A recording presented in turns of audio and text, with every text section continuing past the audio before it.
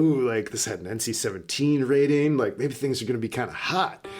and I, 30 minutes in, I was like, okay, I am back in like the Lower East Side, and I am going to Ontological Hysterical or the Worcester Group. Like, I am back in performance art world, and that's a part of my world that I love. But it wasn't. My expectations were very different. I'm very happy that I saw it, and I'm not going to be able to forget it. Hey, listeners, Chris here. We don't usually do this direct address stuff here at the beginning of the show, but we have two things that we wanted to say.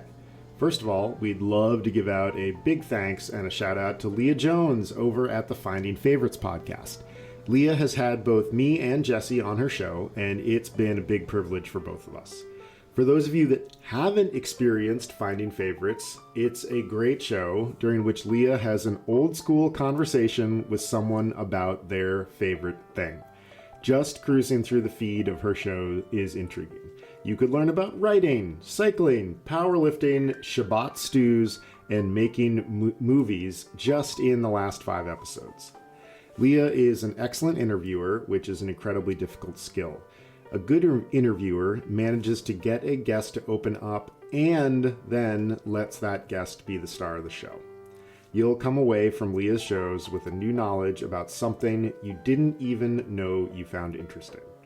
She plays our Season 2 trailer in her own Thanksgiving interlude episode, which came out a few days ago. Just in 13 minutes, you'll hear about the new Chicago cast of Hamilton, what's going on with the How Did This Get Made podcast, and her reactions to the unfolding horror in the Middle East. Our second update is a warning. The film we are discussing today is graphic and covers many topics listeners might find unsettling. So, here is a content warning for Peter Greenaway's The Cook, the Thief, his wife, and her lover. We cover topics such as murder, torture, sexual assault, prostitution, misogyny, albinism, and cannibalism. If any of those topics are upsetting, or if you have younger ears you'd like to protect, we wanted you to know that they are coming. Other than that, we hope that you enjoy this show. Thanks for listening. Oh, it's funny. I hear your voice in my ear right now because I'm previewing the audio meme that I made. There's 2 Chris bags. 1 Chris bag too many. Yeah, that's a lot of Chris bags. That's quite a bit. I can't believe your baggage of bags. A sack of bags. A double of bags. An extra of bags. Yeah, these can keep going. I like a sack of bags. Are you one of those people who has a bag of bags in your kitchen? Yes, I do. Yes, so it would be bags, bag of bags. Yeah, yes, it would be bags, bag of bags. Bagadooch. Yeah, bagadooch. I can't believe you're feeling a little low energy on our way into discussing this movie, this film, this.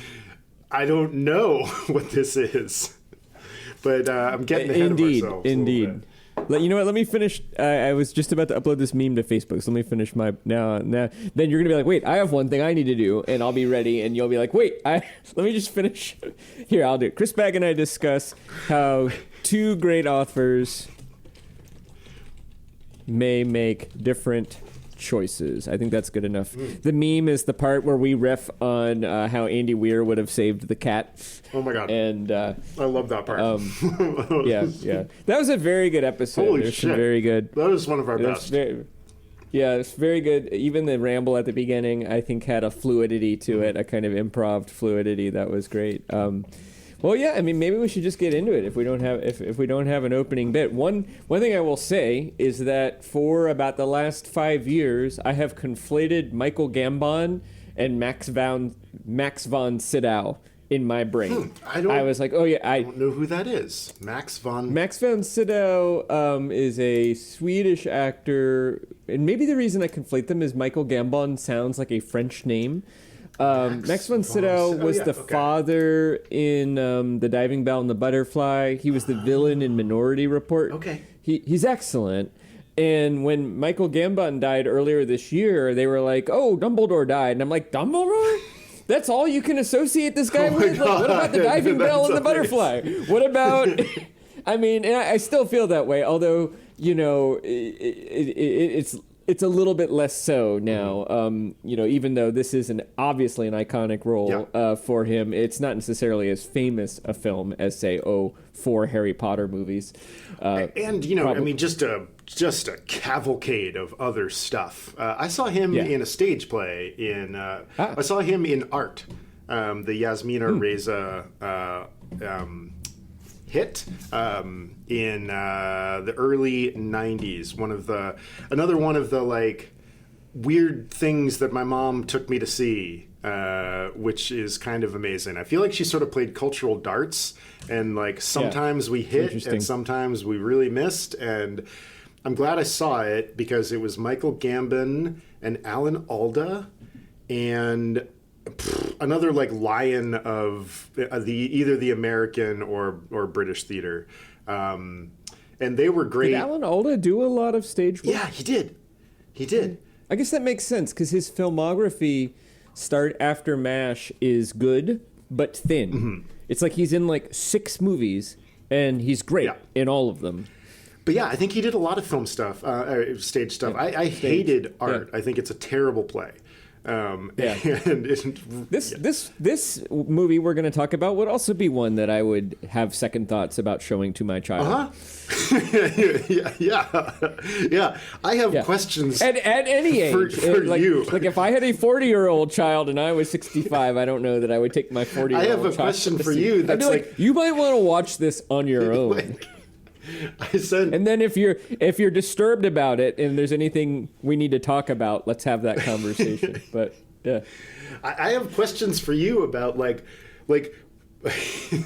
sharing it with your friends and No, I mean I you know what, I added a content warning to the episode that comes before this for that reason. I don't know that all of our listeners will want to watch this, and I wouldn't blame somebody who doesn't want to watch this. It's very disturbing, although I think it is worth watching. Yeah, me too. But maybe we should get in the recap then. I mean, we're right into it. Maybe I'll start us. Go for it. Which was this mysterious. I'll start it. The movie starts amazingly, where the screen is dark and tinted red, and you hear the sounds of dogs eating meat. Yes. And then you see a bunch of dogs eating sort of meaty bones, and then there's this sort of tracking shot that goes up a scaffold, and you're like, what, are we in an opera house? Are we in a theater?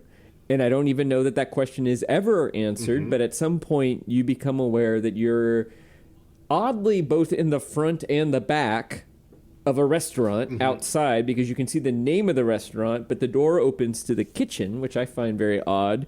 And then 2 trucks pull up. We're not going to go this level of detail of the whole movie, but this opening thing is sort of incredible. These 2 seafood trucks pull up, and then a third car pulls right between them. Everything is beautifully symmetric. And Albert Spica and his goons get out. Albert is the thief of the title. This is, by the way, the cook, the thief, his wife, and her lover. And he immediately starts torturing a man who owes him money, beating him, stripping him, smearing dog feces on him. And then his wife, Georgina, who is in the car looking on, clearly doesn't like to see this. At some point objects to the torture, and they finally go inside, and they go through the kitchen, and we meet the cook, the titular cook, Richard, and he is plucking a goose and causing the air around him to look like a winter scene with goose feathers. And we're in this enormous kitchen that I don't think you can even see the ceilings. It is like an industrial loft-size kitchen with people doing all sorts of food preps. Bertolt Brecht designed a kitchen. Right. And or Caravaggio painted a kitchen, right? You know, it looks medieval, it looks ancient, and to add to the ancient medieval quality, there is a boy soprano singing in the dish pit. And we're tracked into the kitchen, and we get a sense that there's tension between Albert, who is maybe the money, and Richard, who is the genius French cook. The cook doesn't approve of the torture we see because once Albert's gone, he helps the poor guy who was covered in feces. And then the cook and his wife, the thief and his wife go into the dining room. And I'll let you take it from there. Yeah, we get a lot of Spica and his goons sort of being oafish in the restaurant. The way that Spica doesn't shut up. Never. He is never silent. In terms of a performance, this is absolutely incredible for Michael Gambon, who manages to be completely awful and never stops talking. And it's really quite amazing. The movie has a real play-like feel, and you forget that it probably wasn't done all in one shot, but it really feels like it was. And Spica sort of assaults your senses the entire time with just this never-ending speech. He talks so much, he berates the guests, he berates his men, that he misses the fact that his wife, Georgina, is kind of flirting across the room with a bookish chap who returns the flirtation. They kind of head off to the bathroom. There is a little bit of coyness as she doesn't really want to go through with it at first and returns to her chair. He returns to his chair. Then she decides that they are going to have a tryst. They have sex in the ladies' room. They are almost caught by Spica, who comes into the bathroom and is awful. And this pattern repeats. The plot structure of the movie is that every night Spica and his men and Georgina come to the restaurant, and we get a view of what is on the menu that night in this sort of beautiful French menu style.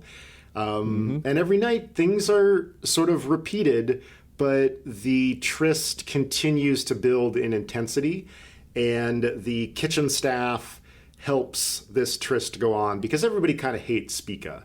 And so the cook, Ricard, and Pup, the porter, and the dish boy, and all of the other members of the staff help Michael. We learn what his name is after they speak to each other after they have had sex a few times. And in fact, it is Spica who causes them to speak to one another, where he starts harassing Michael and invites him to the table and is sort of harassing him. Although Michael conducts himself very admirably in that situation, considering that he's being harassed by a very scary gangster. Eventually, the cat is let out of the bag by a young woman who is a prostitute and is part of this entourage. Albert insults her, and she tells on Georgina, and I will kick it back to you.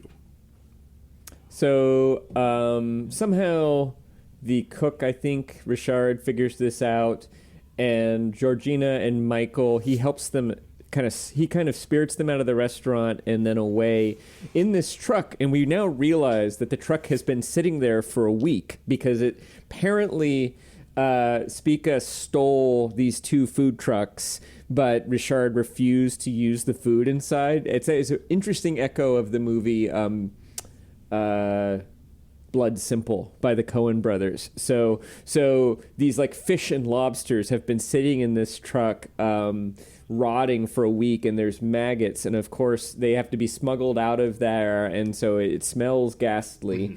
But this takes them to this book depository, which I think Michael has access to, and then Pup, the boy soprano dish kid, brings them food.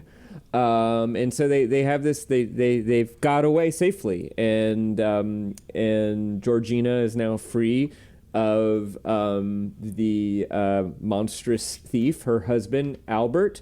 But unfortunately, Pup is intercepted by Albert and the goons, and he's tortured. And Albert, I guess I don't know if Albert, your note says that, like, oh yeah, he figures out essentially Pup has some books on them and they all have a stamp of this particular address. Mm-hmm. And so Albert's able to figure this out. Georgina goes to the hospital when she hears that Pup has been hurt. While she's in the hospital, the goons and Albert break in and they torture Michael to death by shoving ripped pages from his books down his own throat, which is gruesome. It's depicted very quickly, fortunately.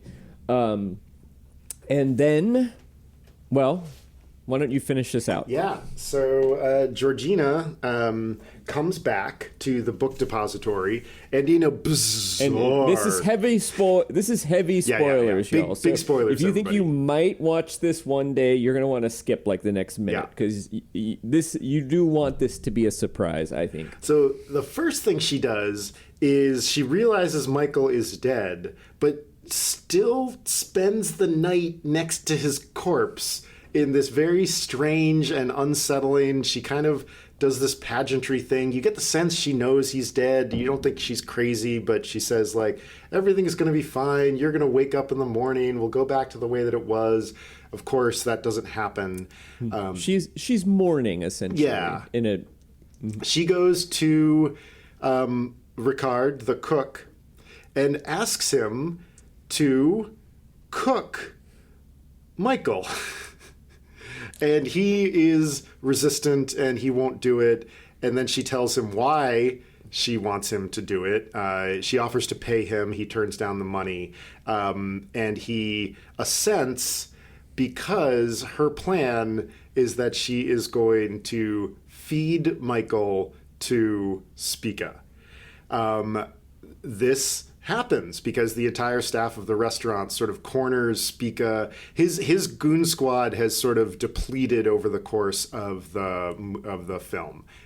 Some of them even switch sides. Yeah. You get the sense that he's really gone too far. He's been bullying all of them, really. And they wrestle a gun away from him, and like any bully, he is terrified.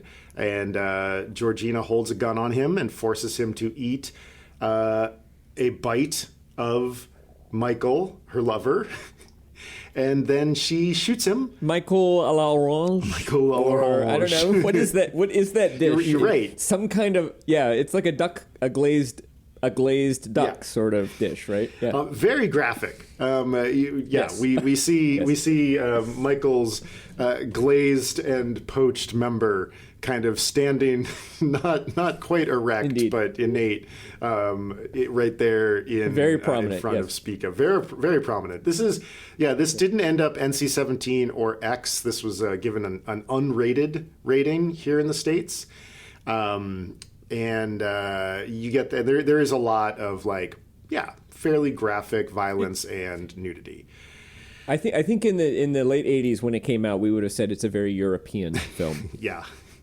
And that's it. Yeah. That is the end. Well, yeah. Well, I mean, I'll just get into it. My first question for you, that opening shot, do you think we are seeing the set? Do you think that we are meant to see the scaffolding of the light rigs and the set, or do you think that is supposed to somehow be part of the environment that this story is set in? I think we are. I think this is too intentionally expressionistic. Like it's really got the feeling of German expressionist art or theater. Yeah. It is very performative. It is way closer to an opera than a movie, or a film or a play. All of the action is writ large. It's all like most opera. It is all referent and also just pure action at the same time. It is. I mean, both, I think with one distinction is that perhaps you wouldn't expect such good acting from an opera. Yeah, exactly. And that might be the one difference. But I think I agree, and I think that the thing that it has in common with an opera, the storyline is very simple. Mm-hmm.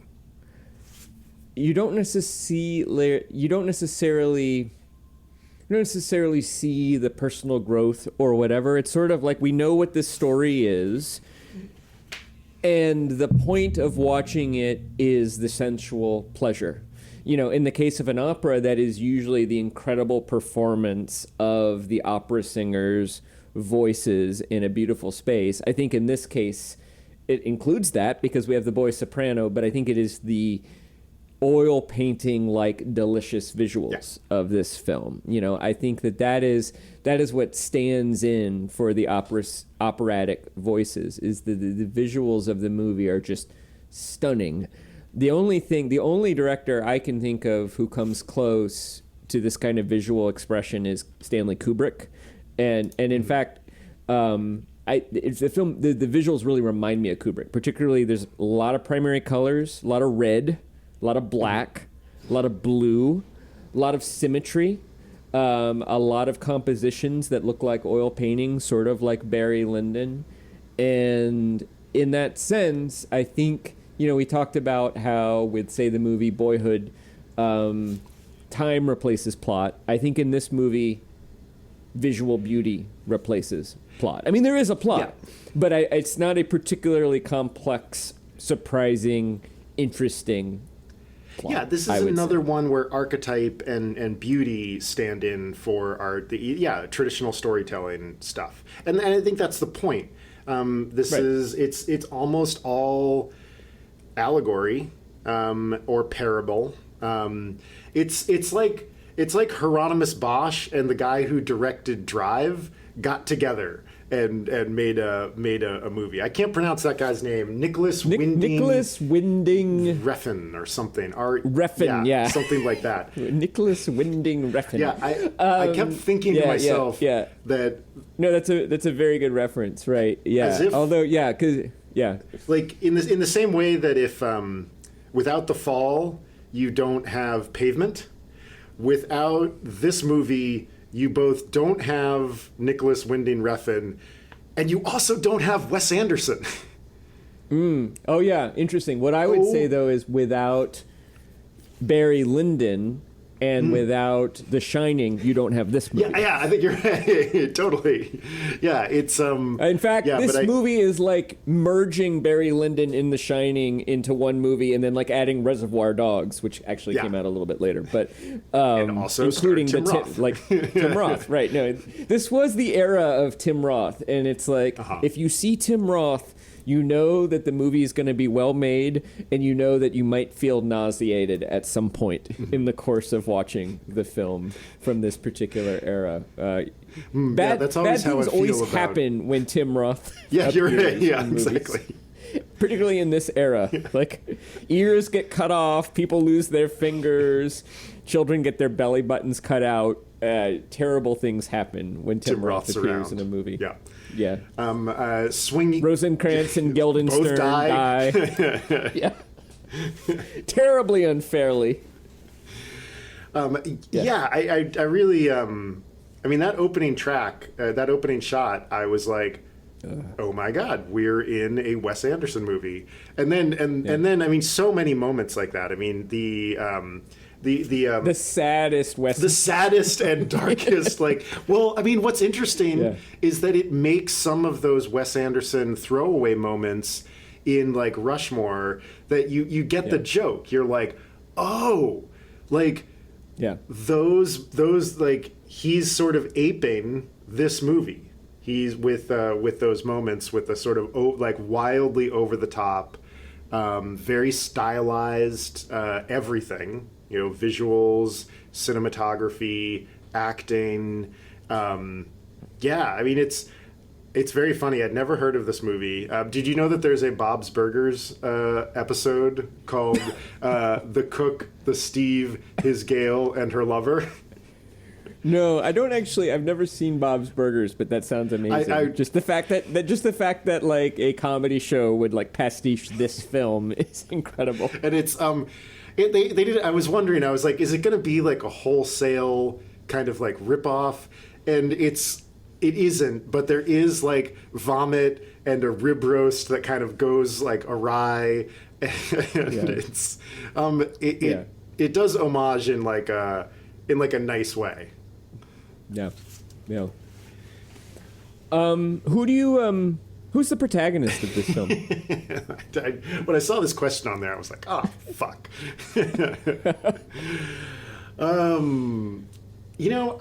I was intrigued by the beginning because the person they are shoving the feces in that person's mouth looks so much like Michael.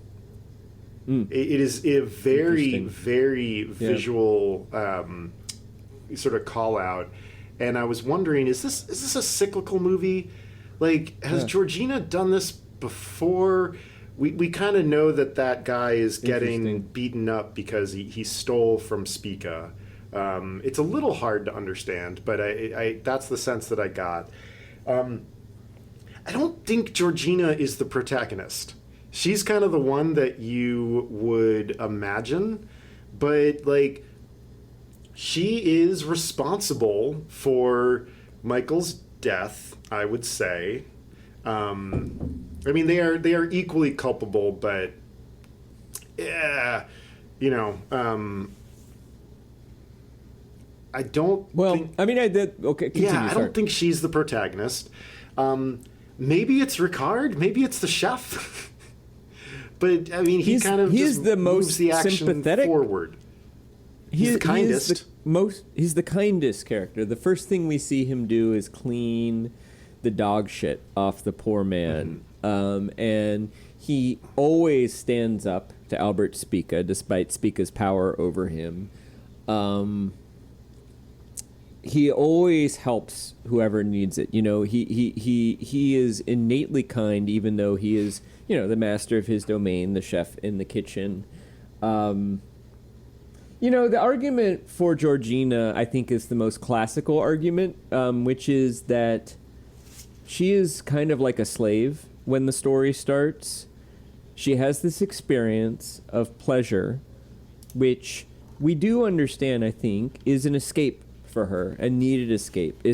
Michael's not a catch by any, but you know what I mean? But at the same time, he is interested in her. He's kind. He's bold. They have their affair. And that is a form of liberation, I think, for Georgina. That brings about his death. And his death brings about the end of her paralysis. And she is then willing to take action against, her tormentor, Albert. So in that structural sense, I think she is the protagonist. But I don't feel like we're in her point of view ever. I think we're watching.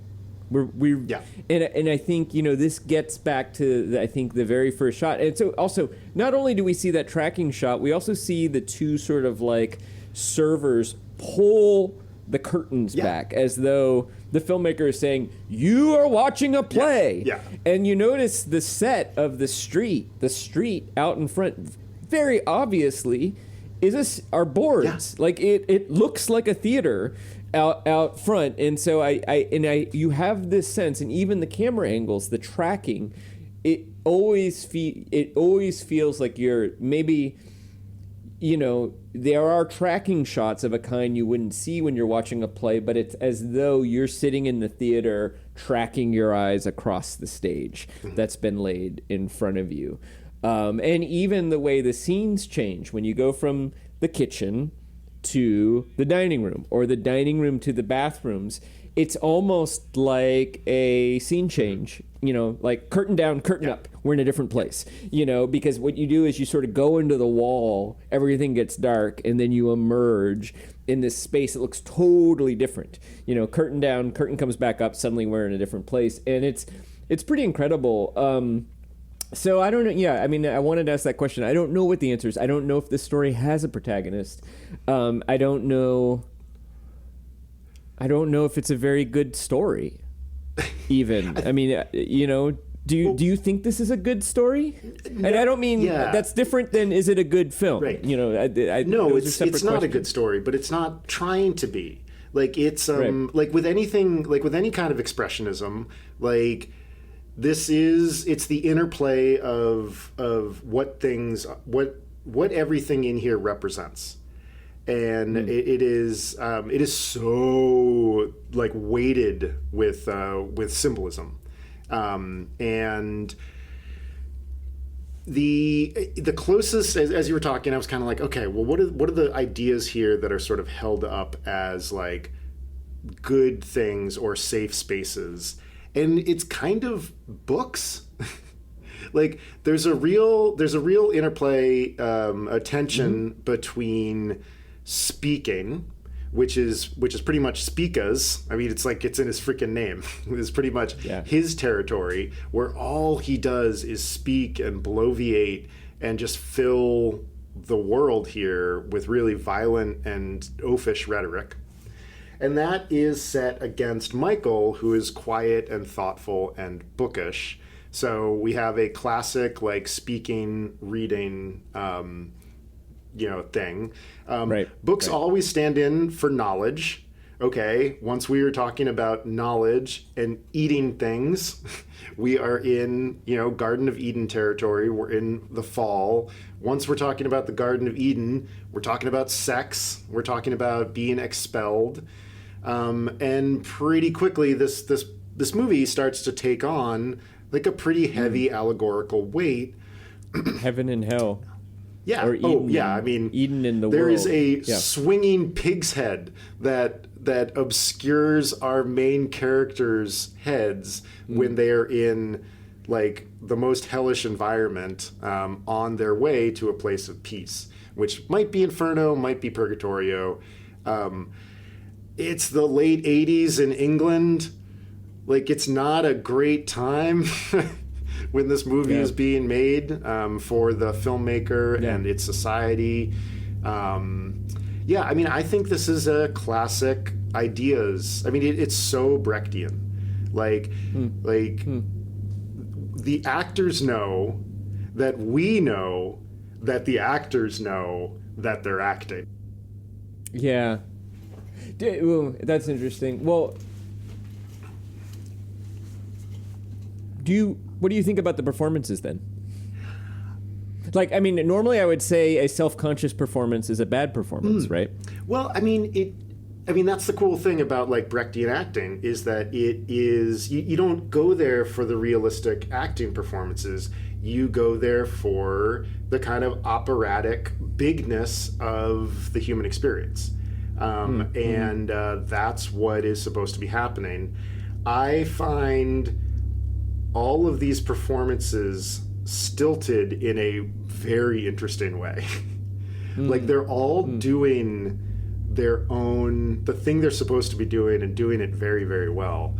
And again, it makes me think of Drive, that the acting notes that the director gives Ryan Gosling in that movie is probably like, hey man, next scene, I want you to do nothing.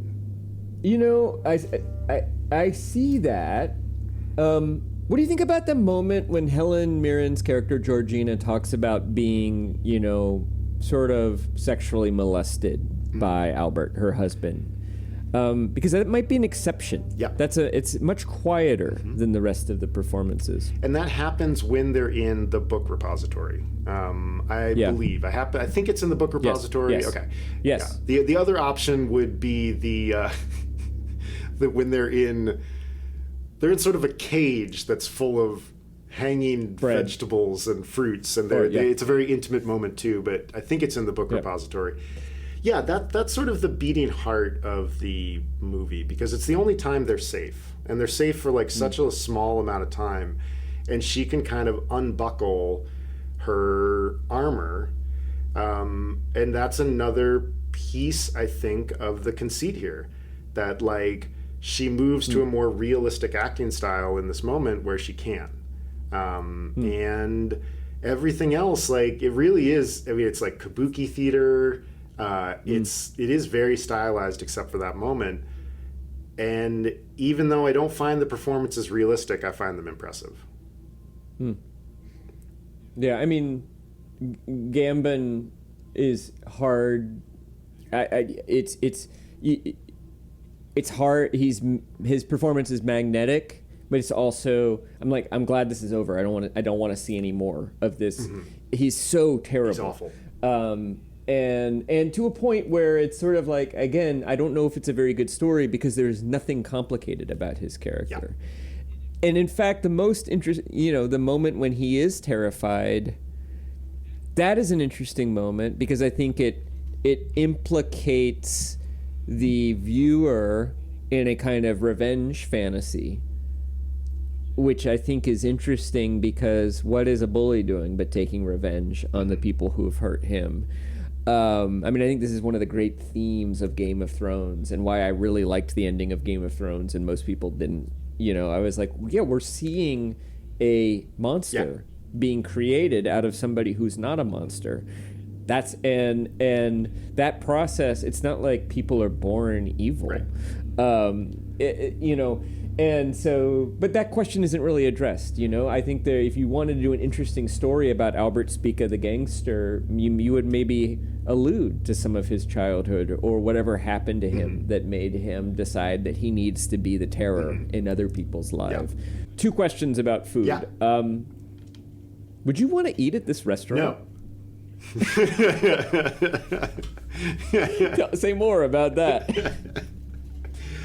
I mean, it's not a restaurant. It's a place of ideas. And I mean, what you said about the different sets is so true. The different sets don't have any connection to each other. Each space feels wildly different. The characters' costumes change color depending on which set they are in the particular moment. I mean, it's a lurid fantasy. It's Lynchian. It is, and because of that, not quite, but I know what you mean. Right, yeah, we're really, it's on the Lynch spectrum. Exactly. Yeah. Somewhere between Kubrick and Lynch. No, I would be totally weirded out to eat in this restaurant.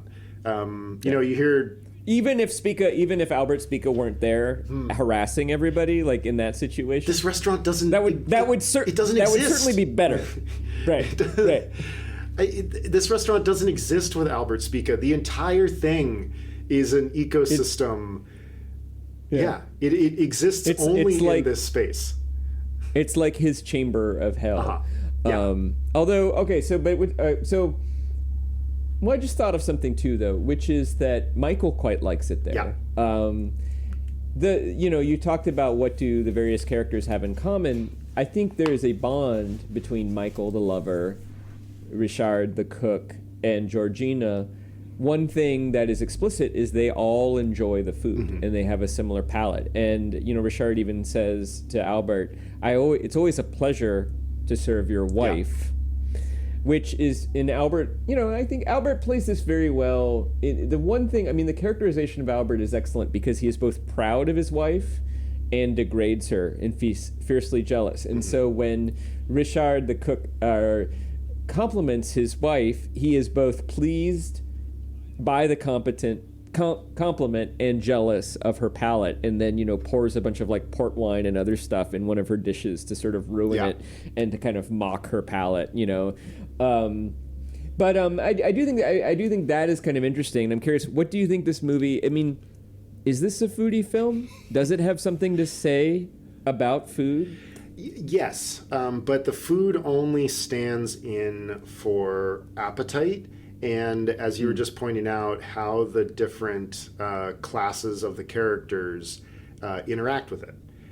Spica doesn't understand the food, and Georgina and Michael and Richard do. And we are meant to draw some kind of classist argument about that. And I don't think it's about, just like I don't think any of the stuff in this movie is not about the stuff. It is all about power. It makes me think of the David Mamet line, everything is about sex except sex, which is about power. And this movie really trades in that. You know, the sex stuff is about power. The food stuff is about sex. And it's I don't think it is. I'm trying to think of an example where something so central to a work is not about itself, that it's about whatever the director is trying, whatever point the director is trying to get across. And you know, this was an interesting watching experience. I'm not going to say that I loved this. I am glad I saw it, and I thought about it. I've been thinking about it pretty consistently since I watched it, because it's strange and over the top and very different. And it really pushes on the limits of film. And I really value it for that. And the performances are incredible, and the cinematography is wild, and it's really a worthwhile watch. I don't know if I enjoyed myself. But I don't think it's about food. I think the food provides a helpful. You couldn't do it without the food. Yeah. I mean, one thing I'm thinking about a lot too in this movie is there are a lot of human bodily functions in fluids on display. And that's also Albert's favorite topic. Just about everything he is talking about has something to do with like sex, or, you know, defecation, or sweat, or what smells like what, or all of these other, fertility. And one of the things I noticed, I mean, the way that Michael seduces or flirts with Georgina is in the way that he is eating. And at one point he sort of looks at her and then takes a very lusty bite of whatever he's eating and stares right at her, as if to say, you know, I wish to possess you in the same way. And you know, it's not mean, it's not seductive. It is to suggest that she is just as delicious as whatever it is that he's eating, although we don't even know what he's eating. But I also think about, you know, they end up having a lot of sex in the kitchen, like in the same place that like the bread is being stored and the vegetables. And, you know, like sex can be kind of gross, you know, like I don't want people having sex in the kitchen where my food is being prepared. I don't want that to happen, not unless they're going to do a really good job cleaning it up. And you know, the first thing we see is like dog feces, and we see the fish rotting and all of this other stuff. It does also seem to be saying something that actually there's a moment of similarity. There's a moment of resonance with Babette's Feast. Like, you know, there's sometimes movies where you're watching a movie and you're like, oh, we're in this other movie for a second. And I feel like in Babette's Feast, when you see the cow's head and the dead quails, it's like we're suddenly in the Cook the Thief, his wife and her lover for like just a minute. Yeah. It's like, you know what I mean? And that's the one thing that they have in common, which is an awareness, and I think this is also very French, is that an awareness that cooking, particularly if you're using meats, is earthy, animalistic, even dirty. Yeah. Even there's an element of it that can feel a little bit profane, even though you're creating something that's sort of beautiful, right? And like one of like the soup cook is constantly shirtless. Yes. Like I'm sure there's some oil painting that's based on, right? Like some 16th century painting of like a bald guy stirring a cauldron or something like that. But it's like, why doesn't he put a shirt on? I don't want his chest hairs to fall into the soup, you know? Like he might drip some sweat. And I don't know, maybe I'm a little bit squeamish, but I did just, it felt like we were being constantly asked to imagine what things tasted and smelled like, and including delicious things, but also terribly disgusting things as well, like vomit or the cooked Michael. And what's the last thing that Albert does before he is killed is vomits, you know, before he takes a bite of... before he takes a bite of Michael and then is killed. This film never lets you. The difference I'd say between this and Babette's Feast is like Babette's Feast, we see the animals dying or dead, but this movie reminds us that food turns into shit, and that it also, if unused, that it rots and that it becomes unusable. And it's all, again, like we're in ideas world again, but Peter Greenaway is sticking to the no ideas but in things. Like he is focused entirely on the things here. And what's Albert? He's a thief. What's Ricard? He's a cook. What is this guy? He has to eat shit. Like what is Georgina? Yep. The wife. And the adulterer. There are books. Michael is killed by having to eat the pages of his favorite book. Like it's all things that then profess the ideas of the film. And I think that's why that opening tracking shot, we see scaffolds. What do scaffolds do? Scaffolds hold things up. They exist in the real world, but we also use scaffolding as a way of like talking about rhetoric. That like you build your argument with scaffolding. Like I think Peter Greenaway, like he's like, yep, I know exactly what. I'm not going to tell a story. I'm going to tell an idea. Do you think there is actually an argument, or is it just an assemblage of latent rich symbolism sort of all laid out in front of you in a gloriously beautiful and occasionally profane way? I think he is like working in the kind of like grand like Judeo-Christian tradition. This is a very big idea film, and that we're talking about all the big stuff. We're talking about sin. We're talking about knowledge. We're talking about leaving the garden. We're talking about death. We're talking about hell. We're talking about heaven. We can stay there. We can do a social reading and again be like, okay, late 1980s, there are big class conflicts going on in England at the time. We could do that. Or it just could be like this wild, strange romp through this weird funhouse. And I kind of like that it could be all those things. But okay, so I mean, I agree that we're certainly talking about all those things, but then I guess my question is does he say anything about those things? Like, okay, if we're talking about Sartre, right? Hell is other people. We're not just talking about hell. Or if we're Star Wars, there is good in everybody. Mm-hmm. Everybody is redeemable. Mm-hmm. That is it's about good and evil, but there is a message, which is that everybody is redeemable, and love, in fact, has the power to redeem anybody at any point in their life. That's the message of Star Wars. And whether it's the love of friendship that can turn an irascible, smuggler rogue into a loyal companion, or whether it's the love of a father for a son, which causes him to finally, overthrow the master who's held him in thrall for all these years. Is there a statement like that that you could ascertain from this film? That doesn't have to be. I'm just curious. I'm curious if he's saying anything or if he's just painting. Not to say that you can't say something with your painting.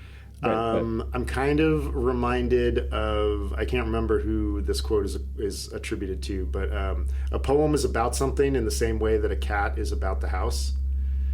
And I think that, I mean, that's perfect. If you leaned on me, I would say that this movie wants to be about the distinction between speechifying and thinking.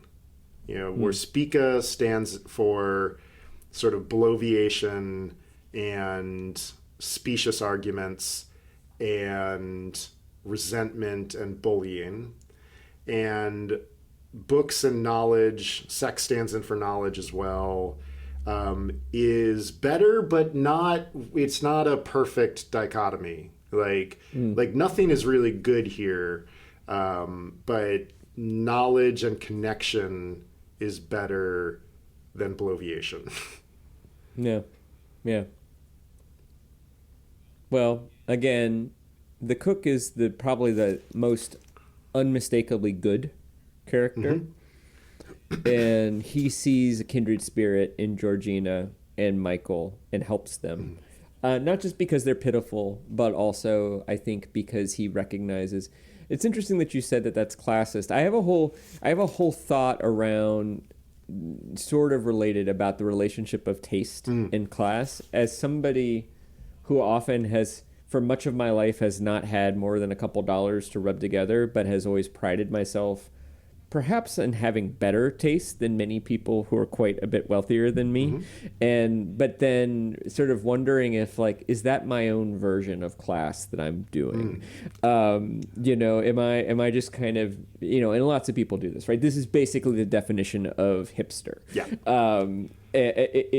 Somebody whose self-worth comes from their taste as opposed to their material, and even sense of class. And I'm calling myself out for that. But I could go to trivia now. Do you have any other questions? Okay. Yeah. I have an important one for you. Okay. Can you locate the middleness of this movie for me? When are we in? Does that mean when we're in the middle? No, the upper middle browness of this. Oh. I mean, this film strikes me as almost... it's hard for me to say, but it really does seem to sit in the sort of like upper tranches of the works we consider. Like, you've really got to come to this movie with your like critical faculties in place, and that's the kind of thing where it's like, okay, was this a widely popular film? I know it did fairly well. It won a lot of awards. But I'm wondering, like, what about this strikes you as, as middlebrow? Good question. Okay. Well, so my cop-out answer, I have two cop-out answers. Cop-out answer number one. Cop-out answer number one is that upper middlebrow sounds like a shelf, a place on a shelf, but it's really more about our positionality vis-a-vis art, which is, and sort of the belief that anything that is sort of perceived as pulpy or pleasurable should be discussed with the same rigor as something that is elevated, but that also the discussion of that which is elevated should be just as pleasurable as the discussion of that which is pulpy. So that thing sort of cuts both ways. So, but that's a cop-out. That's the justification for talking about it for our podcast.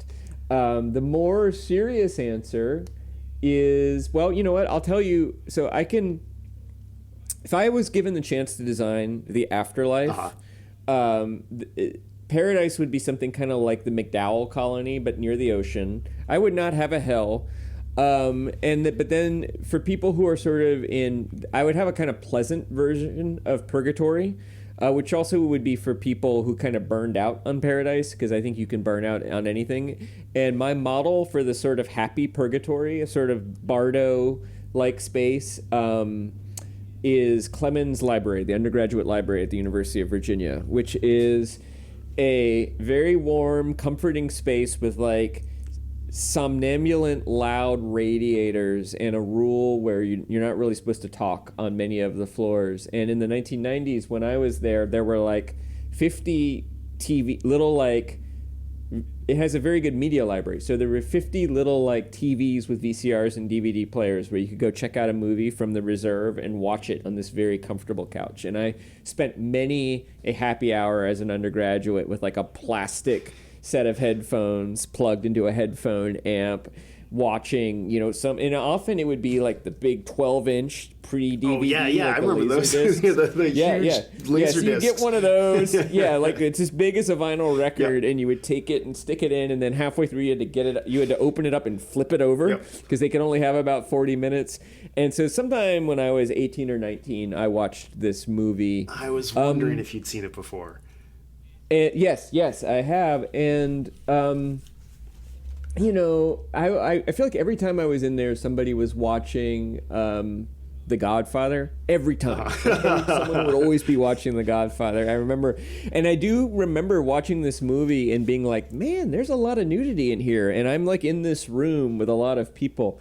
It is a little bit pulpy. The sex is very, very, very explicit. Oh, yeah. And what's interesting, watching it this time, Helen Mirren is beautiful, and yet, in watching it this time, it was very clear and surprising to me how clearly she is a middle-aged woman. I don't remember that from the first viewing. I think because when I was 18 or 19, I probably had never seen so much nudity in my life, and that in and of itself was kind of shocking and surprising, and it made an impression on me, I think, at the time, and in a way was a sort of like, welcome to adulthood. You're an adult now. You can check out a movie at your undergraduate library and watch naked people for hours. Which feels very naive. And, it's not pornographic, and it's not even, I don't find the sex to be even particularly pleasurable to watch. I don't find it to be particularly erotic. I don't think it's supposed it feels realistic, but it feels fleshy. Desperate. Desperate and fleshy, and you might be happy that these two people found each other, maybe, although it comes to a tragic end. So I guess my best answer to that question is that it probably isn't really upper middle brow based on your definition, but if it were to be, it is certainly a very lurid film, and lurid has a kind of pulpy quality. So perhaps that.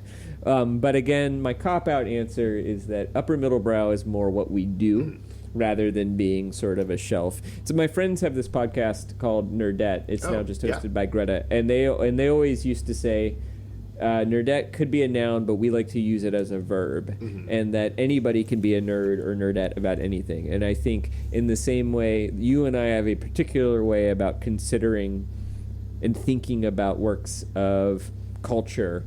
That is upper middle brow. Awesome. The way that we think and talk about it, and we can apply it to anything we want.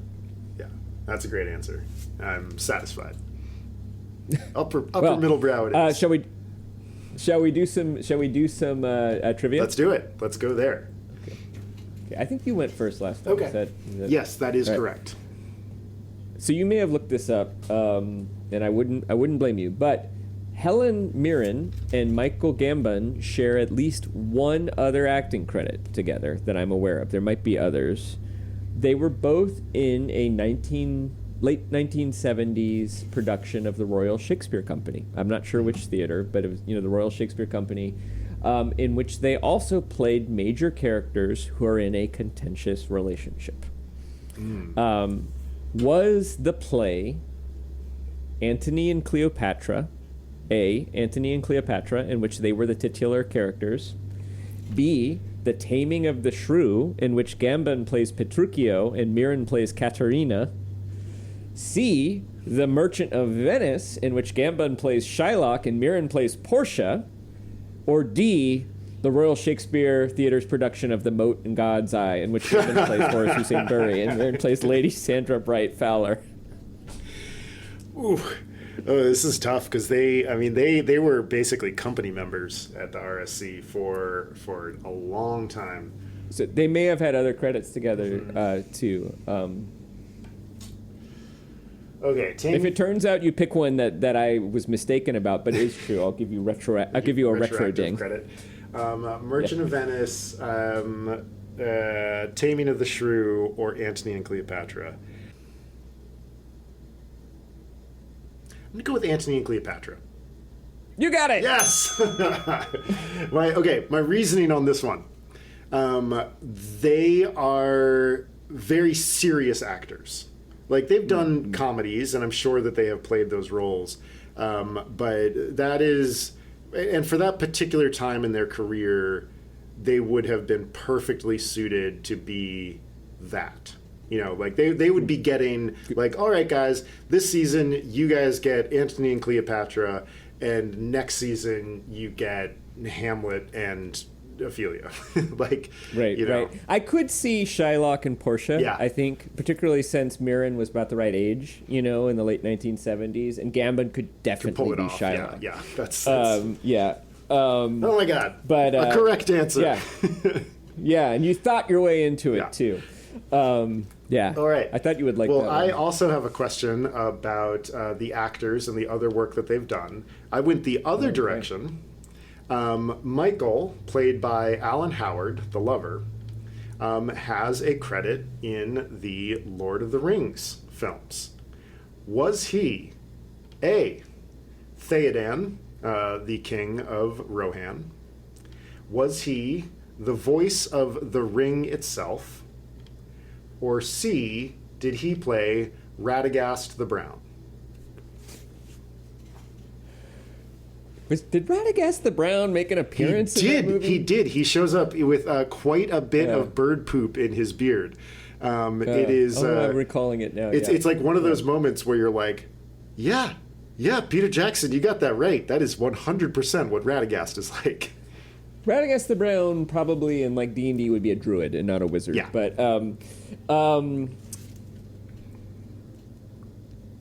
the guy who played Theoden might have actually been in this movie as well, but it's not him. So I believe Alan Howard was the voice of the ring. Correct. Yes. He played the voice of the ring. I don't remember the ring having a voice. Is that the voice that's like, Frodo? Or is it sort of... I believe so. Is it that, or is it sort of like, there were 8 rings forged? But no, that's a female voice. It's Kate Blanchett. It's Kate Blanchett, you know. Weird. I didn't really realize that the ring had a voice. Yeah. It was a fun little deep dive. It was fun. Yeah. I was trying to... I really wanted to see what other films Pup the Boy had been in. He doesn't have many other credits. It's weird because he also seems like he might be like rather anti-melanonic too. Yes. You know, he seems like he might be. Are we still allowed to call people albinos? Is that word like kind of I'm not sure. merged into Listeners, let us know. Cancel us if we're wrong. Cancel us if we're wrong. He might be a quote unquote albino. Because he's stunning. His presence is stunning. I wonder if he had a career as a boy soprano. I mean, he has a tremendous voice too. I also think that was one of the points I kind of wanted to make too, which is like in addition to the curtains opening, the scaffolding, to me another one of the clues of like you're watching a thing. It's like an opera. Is him singing, you know. And then of course the other great clue is that amazing Rembrandt-looking painting that is behind them, you know, with all these men who are basically depicting exactly what the thief. It's I believe it's Spica called. is doing. I believe that painting's called the Burgermeisters, and yeah, same ideas like power, food. Burgermeisters would be a word meaning something like the merchants, I think in Dutch, right? Like a burger is it's the same root as bourgeoisie, so sort of like the upper middle class merchants or something like that. But and that is how Spica fancies himself, and you know he does have this kind of not bizarre, it's very Brit, but he has a class yearning. Yes, he does for sure.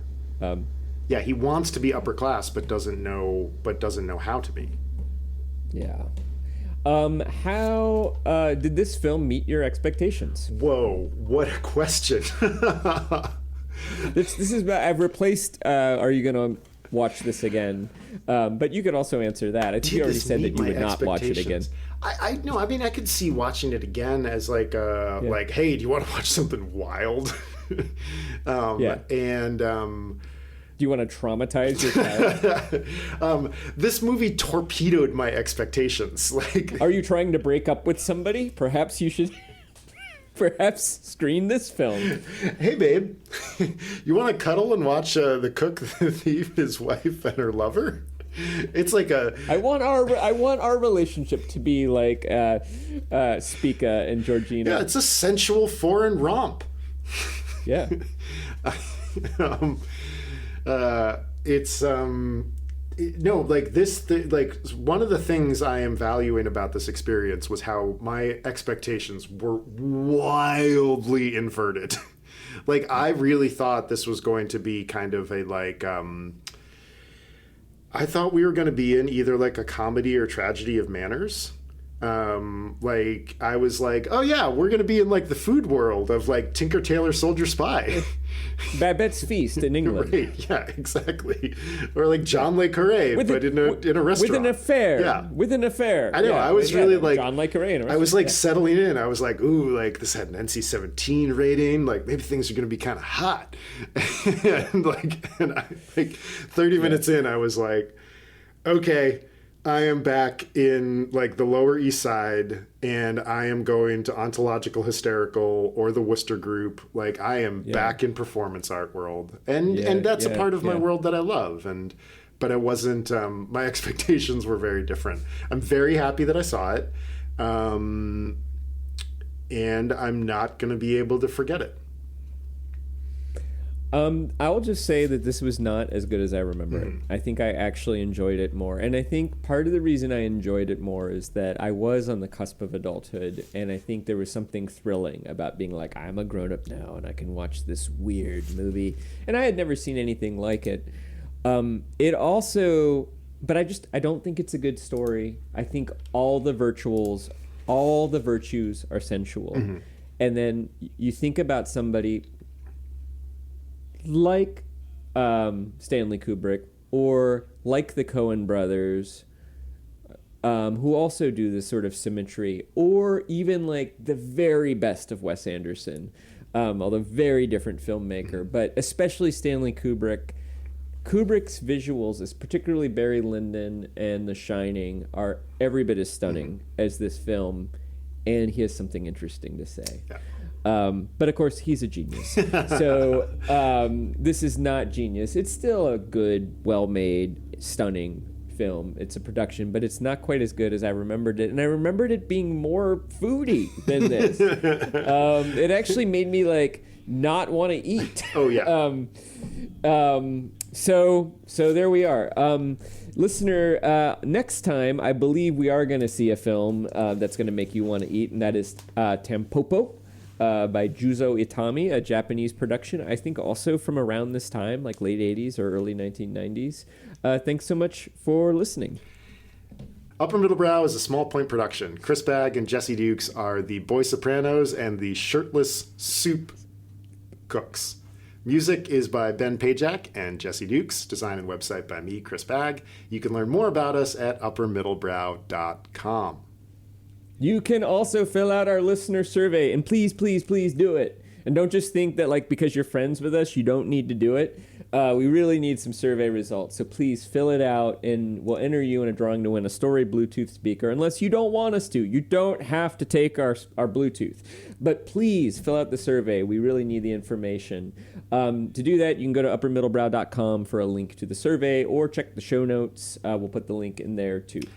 As a reminder, Jesse and I are both writers and editors, and we can help you with your writing, podcasting, or editing projects. You can see some of our portfolios and learn more at our respective websites, chrisbag.com and jessedukes.com.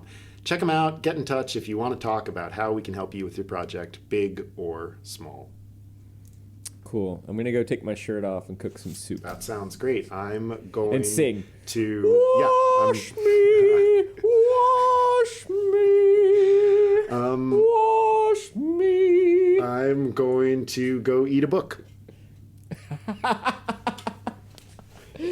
Paper cuts. Nasty way to go. Makes me want to go watch the cut. YouTube video Werner Herzog eats his shoe.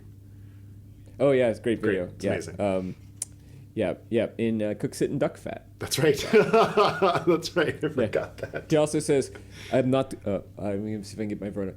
I am not going to eat the soul. When you eat a chicken with your hands, you don't eat the bones. I feel like the same thing is justified in this case. I will eat the leather parts and the laces, but I will not eat the soul." This is so German. I love it. He's awesome. I love that guy. Yeah. Love that dude. He was on Fresh Air recently. This was fun, short and sweet.